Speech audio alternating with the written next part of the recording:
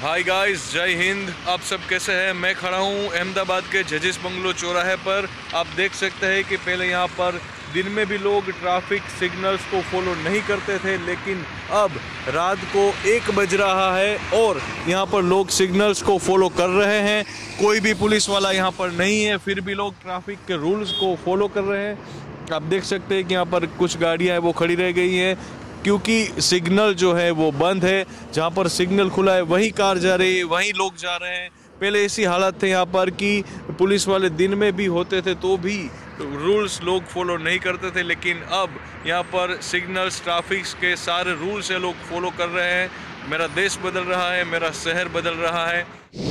वर्ष बदलाયું અને વર્ષ બદલાવાની સાથે અમદાવાદીઓ પણ બદલાયા। આ હતા અમારા રિપોર્ટર હાર્દિક ભટ્ટ કે જેમણે ગઈકાલે રાત્રે 1 વાગે આ વિડીયો રેકોર્ડ કર્યો।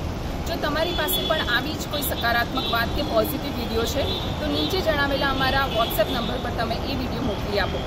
એ વિડીયોની સાથે તમે ક્યારે અને ક્યાંય રેકોર્ડ કર્યો છે અને શું છે તેની વધારે વિગતો એ જરૂરથી મેન્શન કરો। અમારા આ પ્રયાસો રહેશે કે તમારો એ પોઝિટિવ વિડીયો TV9 ગુજરાતીના તમામ સોશિયલ મીડિયા પ્લેટફોર્મ્સ પર અમે મૂકી શકીએ।